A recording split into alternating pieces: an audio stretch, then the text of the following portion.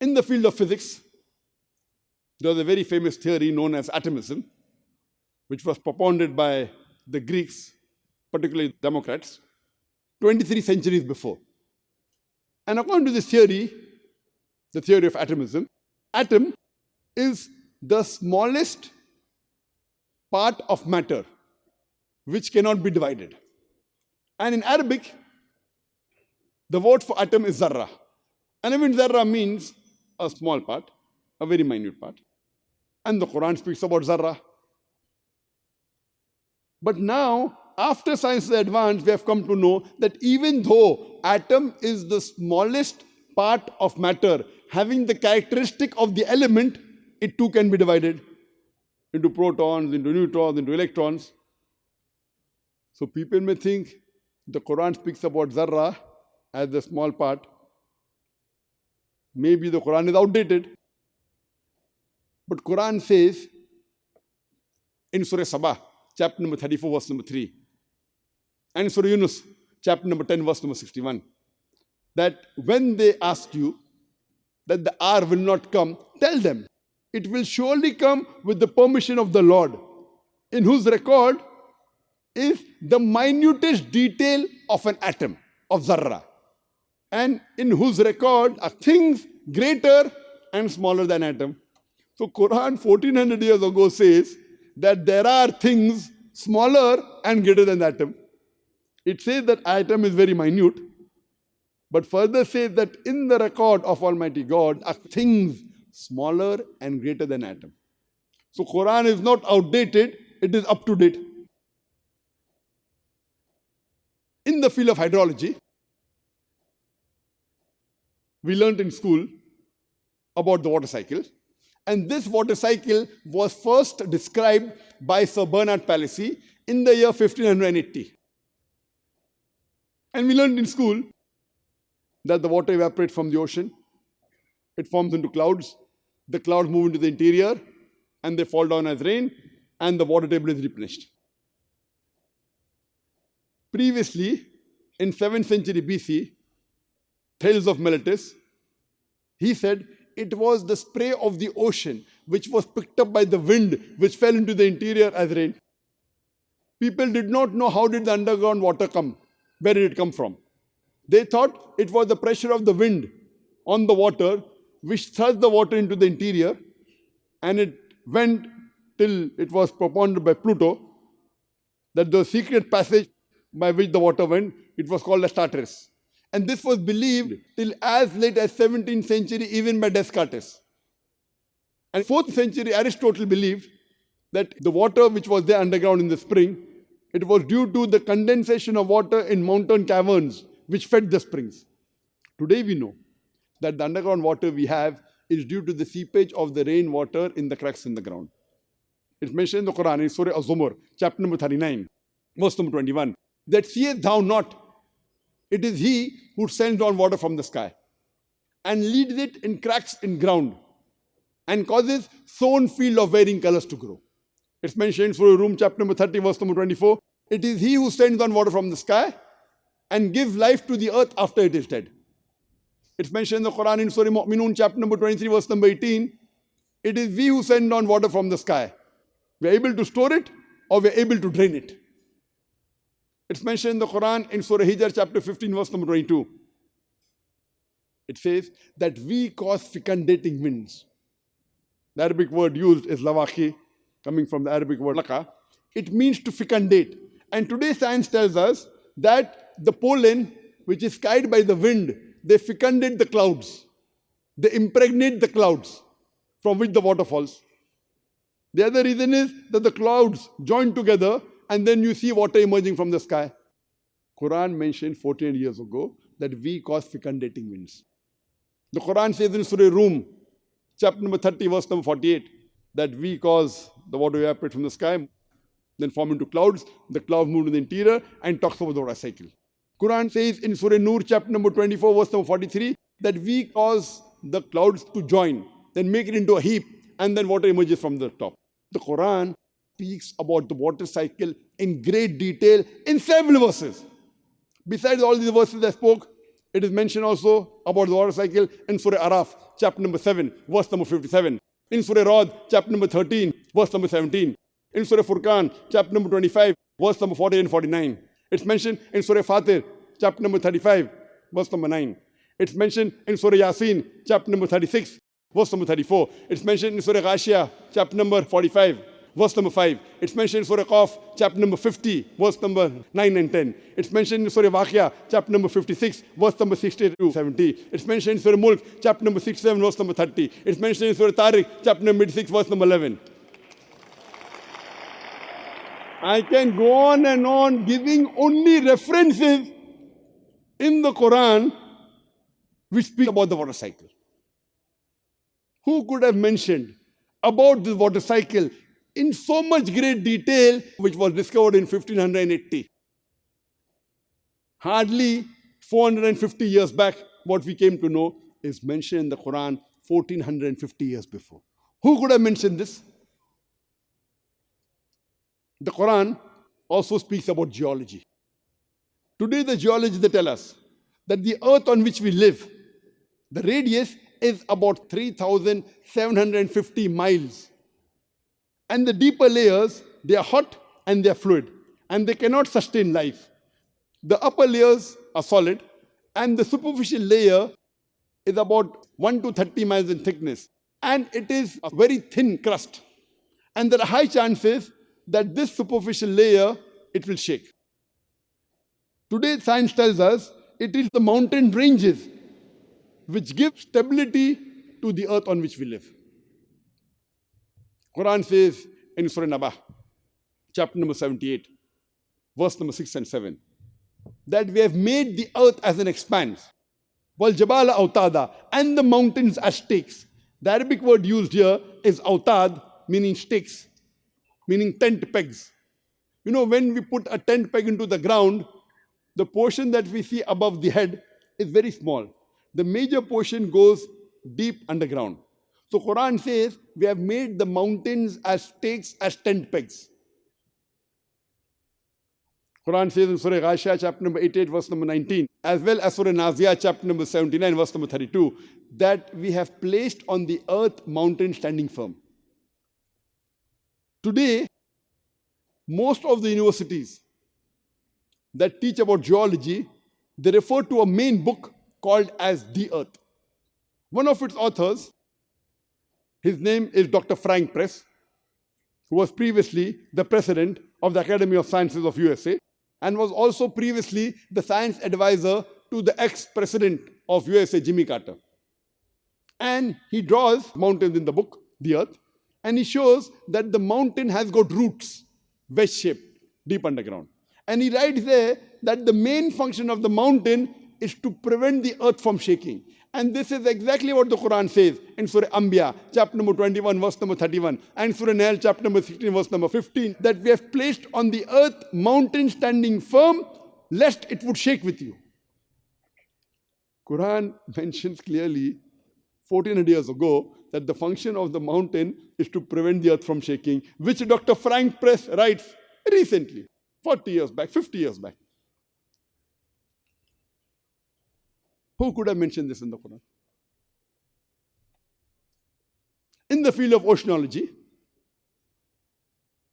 Quran says in Surah Furqan, chapter number 25, verse number 53, that it is He who has let free two bodies of flowing water, one sweet and palatable, and the other salty and bitter.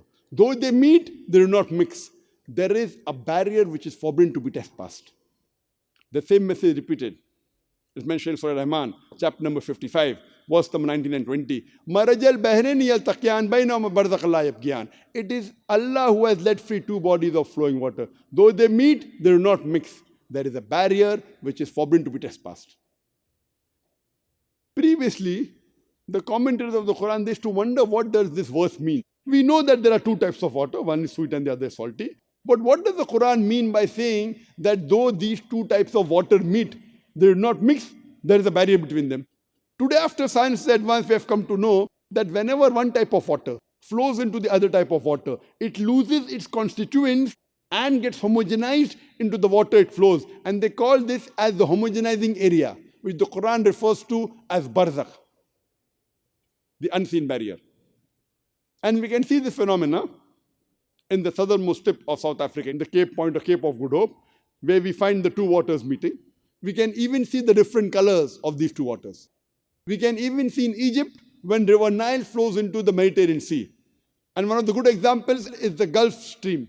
It starts from the Gulf of Mexico, then goes northwards, then goes to the east, goes to Europe. It flows for thousands of miles. And if you're traveling in a boat and pick up water from one side of the boat and pick up water from the other side, you will find that one is sweet and the other is salty. Even the temperature between these two waters, it differs. Imagine Quran speaks about this unseen barrier 1400 years ago.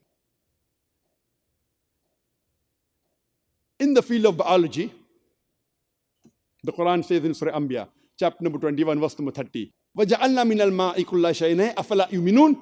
We have created every living thing from water. Will you not then believe? Imagine in the deserts of Arabia, 1400 years ago, the Quran is saying every living thing is created from water. Who would have believed in it? In the deserts of Arabia, where there was scarcity of water, who would have believed in the Quran that every living thing is made from water? Today, after science advance, we have come to know that every living creature, its basic is the cell. And the major portion of cell is the cytoplasm, which is approximately 80% water. And today science tells us that 50 to 90% of all living creatures, they are made of water. The Quran says in Surah Nur, chapter number 24, verse number 45, we have created every animal from water. The Quran says in Surah Furqan, chapter number 25, verse 54, we have created every human being from water. Who could have mentioned this in the Quran? The atheist cannot say it is fluke. You know why? There is something called as theory of probability. In mathematics, there is something called as theory of probability. That means, if I toss a coin, and if I ask you, is it head or tail? The chances you will be right is 1 upon 2. Because there are two options, and you make a wild guess. The chances you will be correct, the 1 upon 2, it is 50%. If I toss a coin twice, and the chances I'll be right both the times is 1 upon 2 into 1 upon 2, it is 50% or 50%, it is 1 upon 4, it is 25%. If I toss a coin thrice, and the chances will be correct all 3 times is 1 upon 2 into 1 upon 2 into 1 upon 2, it is 50% or 50% or 50%, it is 1 upon 8, it is 12.5%. This is called as theory of probability. If I throw a dice has got 6 options, has got 6 sides, 1, 2, 3, 4, 5, 6. If you make a wild guess, the chances that you will be correct is 1 upon 6. Correct? If you throw the dice twice, and the chances you will be correct both the times is 1 upon 6 into 1 upon 6 is 1 upon 36. Now let us put this theory of probability to what we have been discussing now. Suppose if you ask that what is the shape of the earth, and the chances someone makes a wild guess, you can think of maybe 10 shapes. It can be flat, it can be square, it can be rectangular, it can be triangular, 10 shapes, it can be spherical. The chances if you make a wild guess and it comes right is 1 upon 10. If I ask the light of the moon, is it its own light or reflected light? There are 2 options, the own light or reflected light. The chances if you make a wild guess, it will be correct is 1 upon 2, it is 50%. The chances that both will be correct, the shape of the earth and the light of the moon is reflected light, is 1 upon 10 into 1 upon 2 is 1 upon 20, it is 5%. That means 20 guesses you make, chances will be right is 1. If I ask, what are the living creatures made up of? In the deserts of Arabia, you can think of 1,000 things. Sand, stone, brick, wood. Last you'll think of water. So if you can think 1,000 things, what the living creatures are made of, the chances will be right is 1 upon 1,000. The chances that will be right all the 3 times. The shape of the earth is spherical and the light of the moon is reflected. And every living thing is made of water is 1 upon 10 into 1 upon 2 into 1 upon 1,000 is 1 upon 20,000. 1 upon 20,000 is 0.005%. In three things only, in three scientific facts, the answer has come to 0.005%. And mathematics tells us that anything 10 raised to negative 50, the answer is 0. The few things that I've already mentioned, more than 10 things I've mentioned now. If you put this to theory of probability, it will be 0.0000000, and when will the 1 come, I don't know. It is 0. So the chances that it's a wild guess and all of them coming correct is 0. Theory of probability. And there are many more. This is just a few I've mentioned. There are many more to come. Quran says about botany. Previously, we did not know that even the plants have got sexes, male or female. Quran says in Surah Taha, chapter number 20, verse number 53, it is we have sent down water from the sky, and with it brought diverse pairs of plants. The Arabic word is azwaj. Azwaj means spouses, meaning pairs, male and female. So Quran says even the plants have got sexes, male and female. The Quran says in Surah Ra'd, chapter number 13, verse number 3, we have created every kind of fruit in pairs. The Quran says in Surah Yasin, chapter number 36, verse number 36, that we have created everything what the human beings know and what they don't know into pairs. Means we have created everything in pairs, the things the human beings know and the things which human beings don't know. We have come to know even a phenomena like electricity. There is a plus and a negative, a positive charge and negative charge, electron and a proton, talking about the atom. So the Quran says that we have created everything in pairs, even what the human beings know and what the human beings don't know. Slowly we are coming to know. First we thought only the human beings have sexes, male and female. Then we came to know animals. Then we came to know plants. Now we come to know electricity. Everything that has been created, the Quran says, we have made it into pairs, 2 and 2. Things which we don't know and things which we know. In the field of zoology, the Quran says in Surah Anam, chapter number 6, verse number 38, that it is He who has created every animal that walks on the earth and every bird that flies in the air to live in communities like the human beings. Today, science tells us that the animals and the birds, they live in communities like the human beings. Quran says in Surah Nahl, chapter number 16, verse number 68 and 69, that it is He who has taught the bees to build its homes, its cells, in human habitations, in trees and on hills, and to find the spacious path of thy Lord with great skill. What does the Quran mean by saying that He has taught the bee to find the spacious path of thy Lord with great skill? It was in 1973 that Sir Fawn Fresh, he got the Nobel Prize for describing the behavior of the bee. And he said that whenever a bee finds a new flower or a new garden, it goes and tells its fellow bee the exact direction of the new garden or the new flower by a process known as the bee dance. And Quran mentioned this 14 years ago, which we came to know hardly 45 years back. Quran, even in Surah Nahl, chapter 16, verse 68 and 69, uses the gender for the worker bee as female, as fasluki or kulli. Previously, we thought that the worker bee was a male bee. That's the reason Shakespeare, in his play Henry IV, he mentions that the male bees, the soldiers, they work and they report to the king. Today, science tells us that it is not the male bee which is the worker bee, it is the female bee. And they don't report to the king, they report to the queen. Imagine, 1400 years ago, the Quran even specifies the gender of the worker bee as being feminine. Quran says in Surah Ankabut, chapter number 29, verse number 41, that as to those who take for protectors anyone besides Allah subhanahu wa ta'ala, Almighty God, they build for themselves houses like that of the spider. Verily, the house of the spider is fragile. Quran says, all those who take for protectors anyone besides Almighty God, they build for themselves houses like the spider. And we know that the web of the spider is fragile, is very weak. Besides talking about the delicate nature of the web of the spider, it even speaks about the physical nature. Today, science tells us that many a time the female spider kills the male spider and is called as a black widow. The Quran says, those who take for protectors, anyone besides Almighty God, build for themselves houses like the spider. Besides being fragile, it talks about the delicate nature of the family relationship in which the female spider kills the male spider. Quran says in Surah Namal, chapter number 27, verse number 17 and 18, that when Solomon and his host of men, jinns, birds, when they walked and when they approached a lowly valley of ants, one of the ants said, O ye ants, get into the habitations, lest Solomon and his army unknowingly will trample you beneath the feet. People may think, what kind of a fairy tale book is the Quran? The ants talking among themselves? It sounds like a fairy tale book.